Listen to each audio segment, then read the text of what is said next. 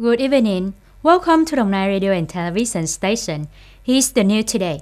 Many kinds of Vietnamese food have recently been officially exported to China and the US, such as fried wrap food and durian.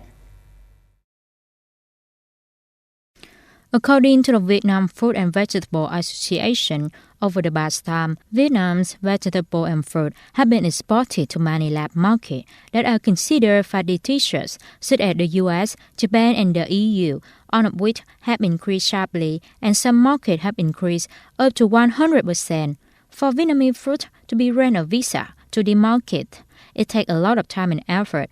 In addition to ensuring product quality, the process of growing, harvesting, and packing products must comply with the requirement. Vietnam has taken decades to open the door to an agricultural product, but keeping the markets is even more difficult. To export many agricultural products, Vietnam must diversify markets, and the first step to diversify markets is to negotiate and handle technical barriers to open the market. Many experts believe that opening the markets is a key step in promoting the export capacity of Vietnamese agricultural products from now until the end of the year and the following year.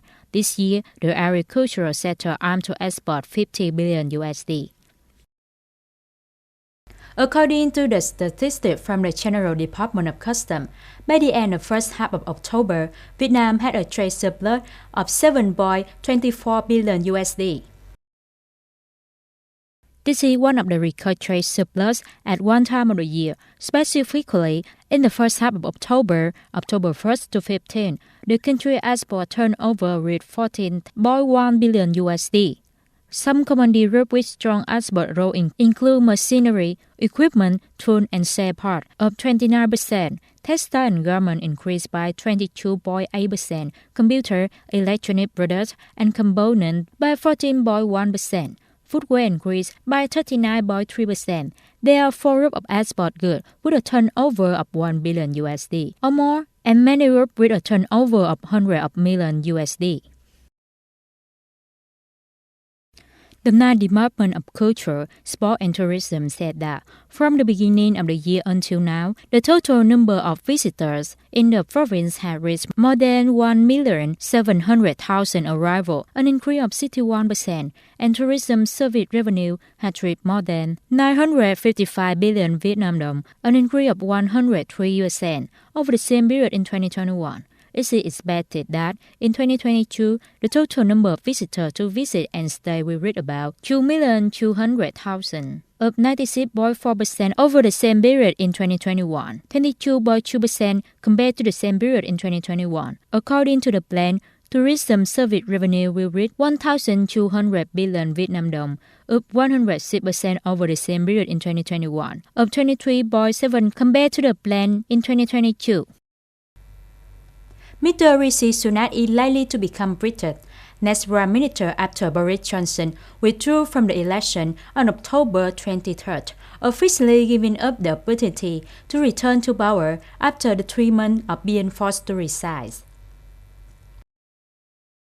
Mr. Johnson came back early from his holiday in Caribbean, returning to Britain to secure 100 votes from Conservative lawmakers to be able to run in the race to replace Prime Minister Liz Truss, who replaced him last September after he had resigned due to a series of scandals. Explaining his decision to withdraw, Mr. Johnson said that while he had enough to support, the country and the Conservative Party need unity. The former Prime Minister has the public support of less than 60 Conservative lawmakers, well below the nearly 115 endorsements received by former Finance Minister Rishi Sunak. Johnson's announcement could have the weight for Mr. Sunak, 42, to become UK Prime Minister, possibly as nearly as today.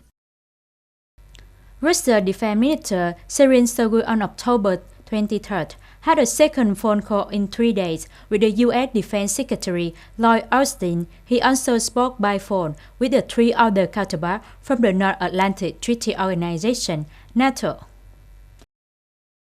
Russia did not provide details about the phone call between the two ministers Shoigu and Austin, which took place after the two men spoke on the phone on October 21st, the first phone call since made.